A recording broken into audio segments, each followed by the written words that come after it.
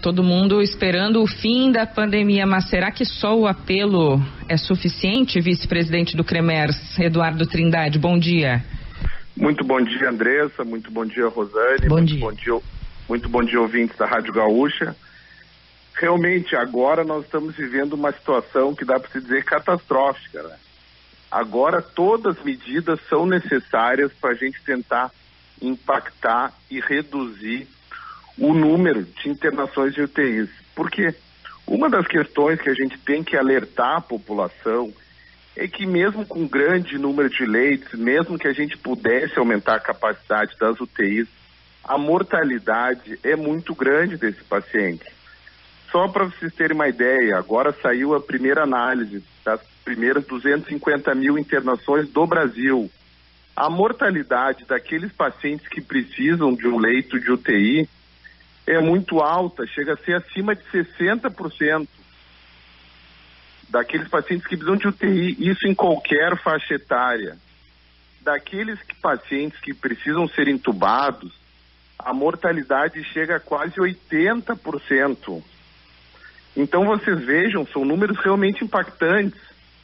E por isso que é muito mais importante nós conseguirmos reduzir o número de casos, reduzir pessoas que precisam dos leitos de UTI, do que a gente ficar nessa discussão incessante, vamos aumentar os leitos. Neste momento em que a nossa capacidade está esgotada, nós temos que tomar outras medidas para tentar ao máximo diminuir a circulação do vírus entre nós, porque senão vai acontecer aquilo que nós mais temíamos desde o início da pandemia, o que é mortes sem assistência médica, essas mortes nas unidades de pronto atendimento, mortes em postos de saúde, pessoas esperando transferência.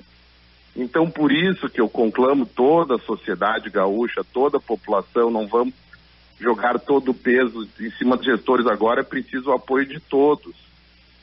E, infelizmente, muitas pessoas sem informações adequadas vão, inclusive, ocupando seus espaços na mídia e falando informações encontradas neste momento, como vocês muito bem têm colocado desde o início do programa e nos últimos programas, é diminuir realmente a circulação de pessoas, porque senão mortes irão ocorrer. E como eu tenho falado, mesmo aqueles pacientes conseguem um leito hospitalar, um leito de UTI, a mortalidade é muito alta. Doutor Eduardo, que medidas objetivamente o senhor considera que o poder público pode adotar nessas próximas horas para conter a disseminação do vírus?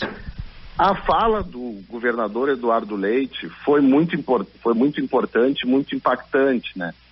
Infelizmente, a gente não pode ver esse modelo de cogestão como uma forma de flexibilização das regras e de facilitação das regras. Tem que até ser uma forma do poder público municipal, daquele que está mais perto da sua população, conseguir tomar medidas mais restritivas nesse momento. Então, a questão de tentar aumentar ainda mais as medidas de restrição, tanto quanto forem possíveis, nesse momento vai impactar de forma positiva, porque agora não é aquele momento, irá chegar um momento, irá chegar uma situação catastrófica, irá chegar um momento de mais emergência. Não, esse momento já chegou. Se vai pegar os dados de todas as emergências de Porto Alegre, já tem pacientes entubados nas emergências, que não estão conseguindo leitos em unidade de terapia intensiva. Isso é muito importante da população. E além disso, até reforçando aquela minha fala anterior sobre a questão da mortalidade, a gente está falando de grandes centros e centros especializados conseguem manter esses índices de mortalidade de 40% até menores. Imagina se a gente começar a ficar abrindo leitos de UTI em locais com umas condições não tão adequadas, tanto em termos de recursos humanos quanto em termos de equipamento. Doutor Eduardo, no ano passado, quando o CREMERS editou uma resolução que a gente definiu como a escolha de Sofia, com critérios que era para evitar a escolha de Sofia, definindo os critérios de, em caso de colapso, quem teria prioridade, para evitar que o médico tivesse que ficar com a responsabilidade de ele escolher quem iria receber o tratamento e quem não iria. Parecia que nós estávamos falando de uma ficção macabra. Só que hoje a informação que se tem é que isso já começou a acontecer. Eu gostaria que o senhor explicasse para os nossos ouvintes, tecnicamente, quais são os critérios de prioridade no momento em que um sistema entra em colapso. Quando um sistema de saúde entra em colapso, nós não temos condições de oferecer, por exemplo, nós temos 100 pacientes e apenas 10 leitos de UTI.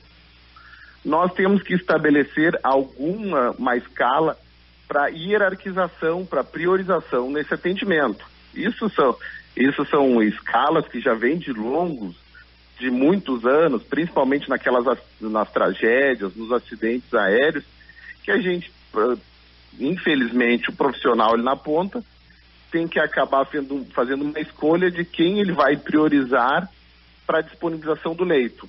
Só que, Rosane, eu gostaria de reforçar que neste momento, infelizmente, já foi praticamente superada aquela resolução.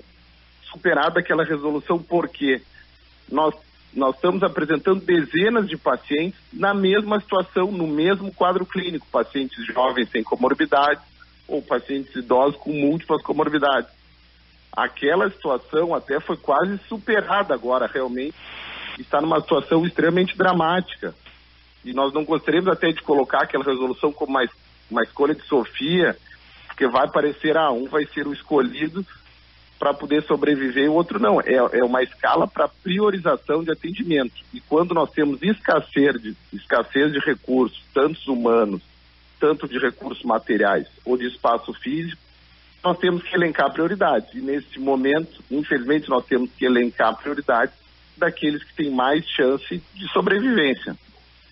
Só que eu reforço, e até como alerta para a população, nós estamos agora apresentando dezenas de pacientes na mesma situação. Então, realmente, está uma escolha extremamente dramática e, por isso, não quero parecer que está sendo tragedista ou catastrófico, mas, infelizmente, a situação que se apresenta neste momento agora é essa. A gente tem tentado entender, assim como os médicos e toda a sociedade, sobre as novas variantes, as novas cepas. Por que tem mais pacientes mais jovens que estão sendo acometidos de forma tão grave? Quais são as respostas que os médicos já têm, que o CREMER já tem? As respostas que se apresentam é que realmente não apenas só nova cepa se apresentando e esses pacientes mais jovens estão se acometidos de novas cepas, é como realmente está se apresentando uma maior circulação do vírus na sociedade. Aumentou agora as pessoas contaminadas. Tanto que os dados estatísticos, tanto de mortalidade quanto de pessoas acometidas pelo vírus, permanece, de certa forma, estável em percentual. O problema é que agora o índice de pessoas acometidas, o tamanho da população, agora atualmente é muito maior. Ele está circulando muito mais na sociedade. Nós estamos acontecendo conosco o que aconteceu em alguns países há 6 meses atrás. Está acontecendo exatamente a mesma coisa. Está se disseminando mais esse vírus na sociedade. E pelos estudos que estão sendo feitos, não é apenas essas novas, porque a nova variante está circulando, não. Até a variante original continua circulando e muito e acometendo as pessoas, como é esperado da disseminação viral, né? A gente vê o mapa do Brasil, né? Olhamos aqui para o nosso umbigo e parece que a situação é só no Rio Grande do Sul, mas não também. Os casos se agravaram em outras regiões. Parece que não há nenhum critério claro. Só temos visto que os números baixam naqueles estados, como o caso do Amazonas, em que teve um colapso, né? Muita gente se contaminou, agora os números estão baixando. Mas há vários estados com os números em alta.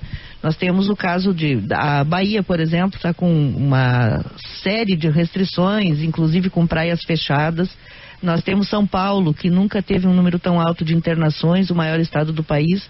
E aqui no Rio Grande do Sul, que é onde acompanhamos com lupa, vemos essa situação grave já, que vem se agravando nesses últimos dias, mas precisamente nos últimos 10 dias.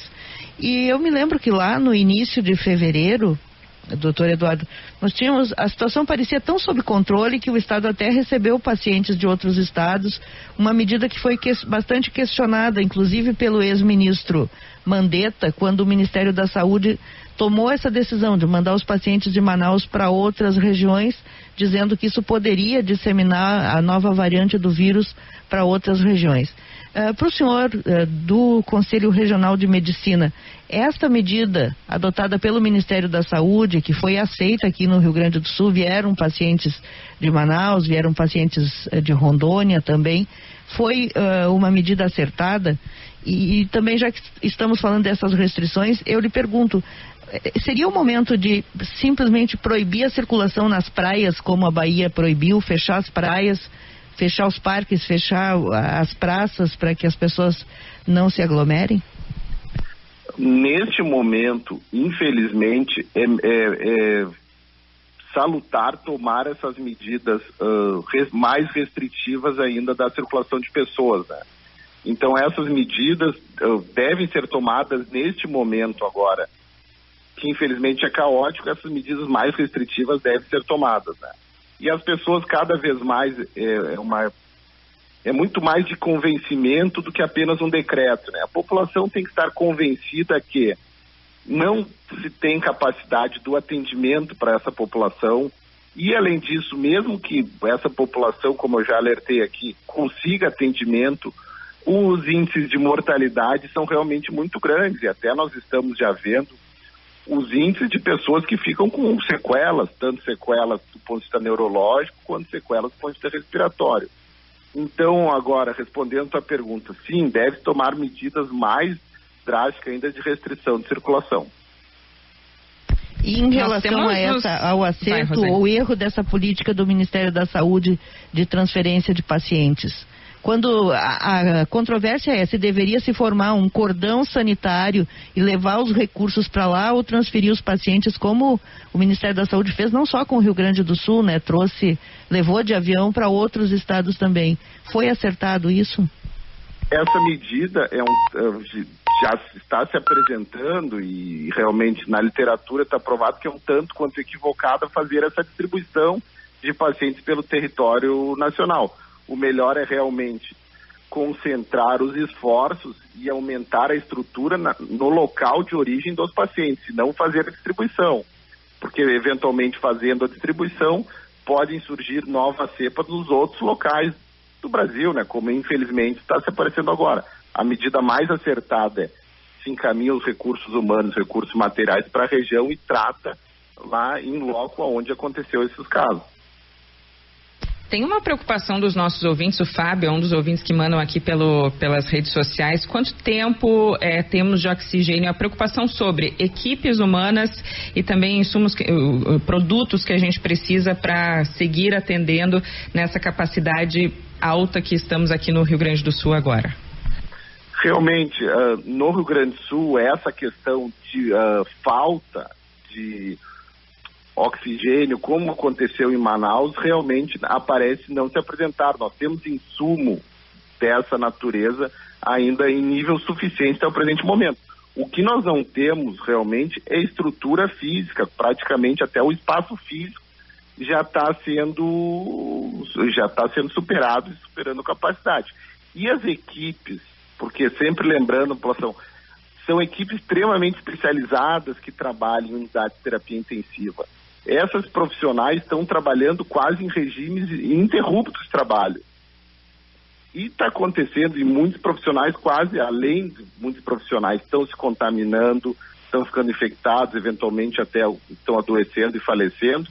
Os profissionais estão entrando quase em burnout por escalas de trabalho praticamente desumanas. Porque sempre lembrando, não é apenas colocar ali um técnico de enfermagem, um enfermeiro, um médico, não, são equipes altamente especializadas, porque esses pacientes de Covid, desses pacientes graves de Covid que vão para a UTI, são casos extremamente complexos, de complexidade muito maior do que um paciente rotineiramente atendidos em unidade de terapia intensiva. Tanto que a gente vê pelo tempo que eles ficam internados em UTIs. Normalmente, um paciente em internação em UTI fica 5 a 7 dias. Esses pacientes acabam ocupando leito, muitas vezes por mais de 2, 3 semanas. Eu gostaria de saber do senhor ainda a respeito das medidas. A gente tem sempre buscado soluções e caminhos para encontrar. O senhor já falou que mais medidas precisam ser tomadas e logo.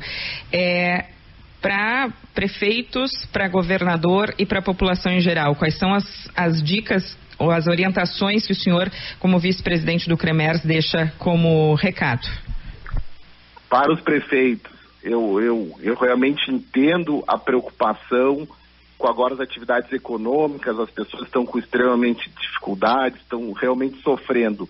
Mas neste momento, quando realmente se colapsou o sistema de saúde, nós temos que aumentar essas restrições para a gente não começar a ver aquelas cenas trágicas que se viu em Nova York alguns meses atrás, que se viu em algumas regiões da Itália, de pessoas morrendo nos hospitais sem conseguir acesso a um atendimento adequado. Então, por isso, agora, nós temos que entender a questão dos comerciantes, das questões das pessoas que querem circular, mas neste momento nós temos que diminuir a circulação, nós temos que tomar medidas mais restritivas, porque depois que acontecer a circulação, depois que a gente aumentar a ocupação das UTIs, como já está acontecendo com mais de 100%, não se tem o que fazer. Realmente vai acontecer mortes em grande quantidade, a gente vai ter que, infelizmente, ver aqueles caminhões frigoríficos, porque agora, ou alguns dias atrás, não se tomou medidas mais rígidas e mais duras. Como agora, tendo essa informação, eu espero que as pessoas tentem ao máximo diminuir a circulação na sociedade, tentem ao máximo ficar nos seus domicílios, e os prefeitos agora, recém foram eleitos, tomem essas medidas enérgicas, que infelizmente é o que os colocaram lá como chefe do Poder Executivo, tomar essas medidas mais rígidas para cuidar ao máximo de toda a sociedade e toda a coletividade. Ok, nós lhe agradecemos, vice-presidente do CREMERS, Eduardo Trindade. Bom dia, bom trabalho para o senhor. Nós que agradecemos a oportunidade de prestar esclarecimentos e contamos com o apoio de todos. Precisamos da ajuda agora de toda a sociedade para vencer da melhor forma e passar por isso com os menores percalços possíveis. Muito obrigada. São 8h50.